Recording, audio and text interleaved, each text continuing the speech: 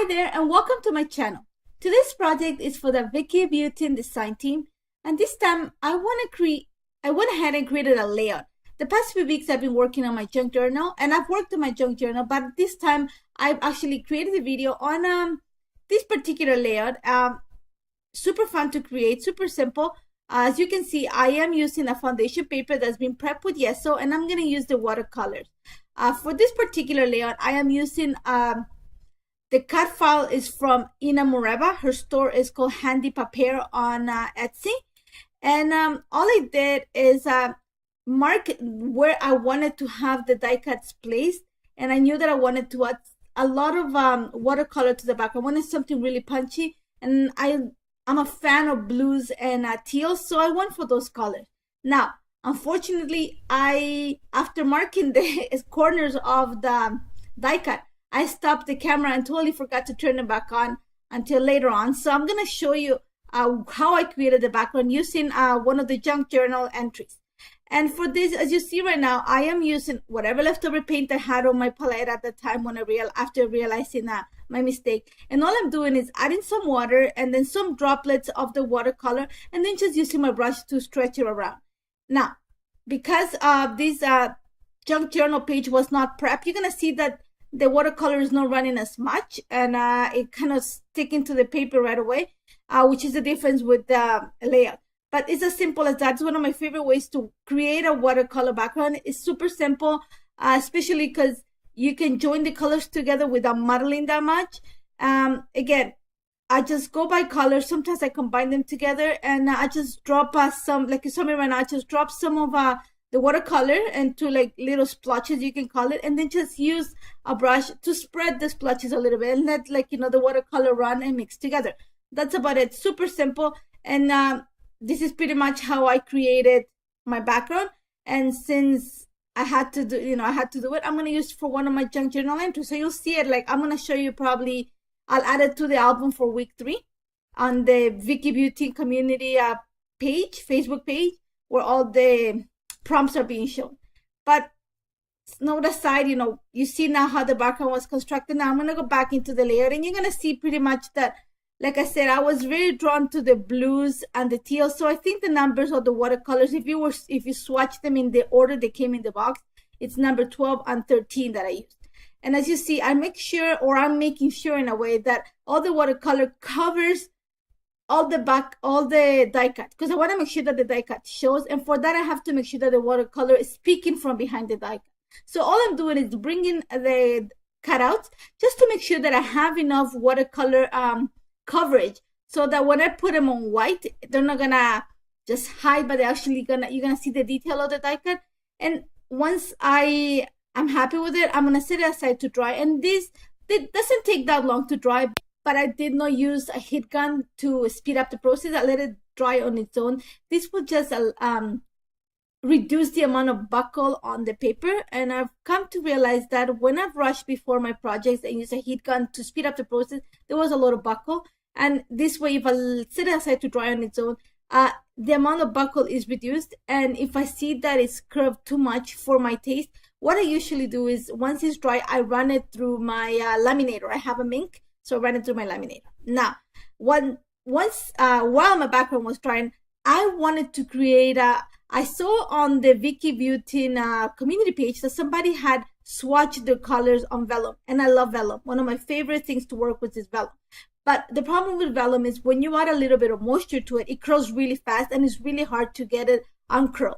So I thought that it's easy to print on, but it's hard to add mixed media to it. I don't know if you can understand that. But then thinking about some of the projects that I've created in my junk journal, I thought about stenciling the gold glaze onto it. It's going to be a super thin layer, so it's not going to add that much moisture to the background. And I thought that it wasn't going to curl as much, and it actually doesn't. So what I'm doing right now is I am using my stencil brush to adjust a really, really fine layer of the gold glaze onto the vellum. So this was something that I took a chance on.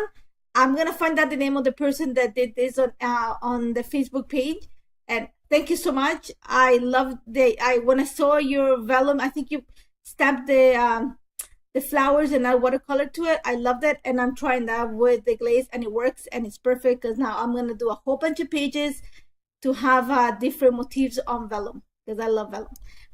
Aside, now once the vellum dried, I am actually gonna back just the roses with the vellum that I created. I did not want to add them to the leaves. You're gonna see in the final layout that I actually backed the leaves just with plain white vellum. I wanted the background to work a lot, and I just wanted to bring a little bit of interest to the roses just to make them different from the leaves, and that's about it. As you see right now, I'm just setting it up how it's gonna look like on the page, and my idea was to bring in butterflies.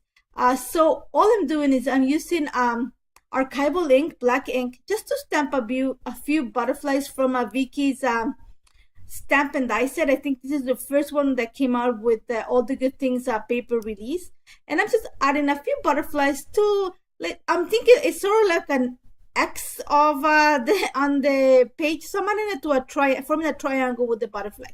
Once I have that done, I am bringing in the leaf set that comes also in the same stamp set, and I'm just gonna add a few leaves just to kind of elongate and add some more definition on the background of the die cut. So as you see right now, I'm just adding the leaves using the ink wheel to around the area where the leaves of the die cuts are gonna show, and that's about it.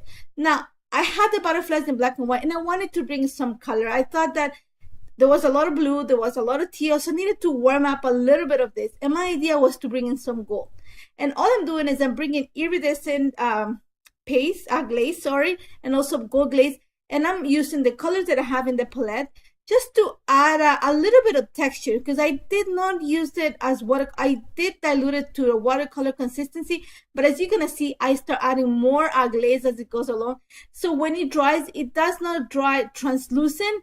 It actually dries with a thicker consistency, and I like it. And my mistake was I loved it in the small butterflies when it came to detailing the bigger butterflies, it covered a lot of the definition of the stamp, and it looks a little bit wonky. It looks like little blobs. It doesn't have the definition that it used to before. So I think if I wanted to do this again, I will have to dilute the paint a little bit more just to have the shimmery look of paint. But if you see it from afar, it looks good, but OCD kicks in once in a while and you go to the detail, and I did not like them, but I don't want to cover them because I like the colors. And as you see right now, I'm using the same colors I use in the background, but I am mixed them with the iridescent glazes, and just to get the colors of the butterflies. Now I set that aside to dry. While that was drying, all I'm doing is gluing the die cut to the page, and I'm using some foam adhesive just because I want a little bit of a lift. Then I back the picture with a few papers from the 7x10 paper pad, and I'm gonna place it right in the center of the die cut. After that, I wanted to bring some gold because I had used the gold paste, and my idea was to put my girl. This picture is a picture of my daughter with her guitar. This is how you find her pretty much 90% of the time when she's home. So I am running, I don't have the gold stickers don't have the word girl, and I wanted to bring, like I said, those the gold accent, the glitter. So my choice was to use some of the matte gel just to as decoupage, and all I'm doing is using the brush just to cover the black letters in this case, and then I'm gonna dip them in the fine glitter from the Vicki's Mixology collection, and then it super shiny, stick nicely, no problem. And I'm just gonna use them to create my title of the page, and that's pretty much it. After that, you're gonna see that I'm gonna start adding a few details to the page. This butterfly that I'm adding is also from a cut file from Ina Moreva, and I had some watercolor left, so I just added some to the butterfly just to match the color of the background, and I thought that was gonna tie the top to the bottom of the layout. Then I'm just adding a few details using Vicki's All the Good Things collection. I'm using the watercolor stickers, I'm using some of the cardstock stickers, and I'm using some of the watercolor butterflies that come in the watercolor sticker set. And I'm gonna use some art crayon this time just to add a little bit of color to this. And you're gonna see that I'm also gonna bring a little bit of gold glaze because I have gold going on the page, so I want to make sure that I tie it into some of the butterflies, and also to add a few droplets of gold along the page.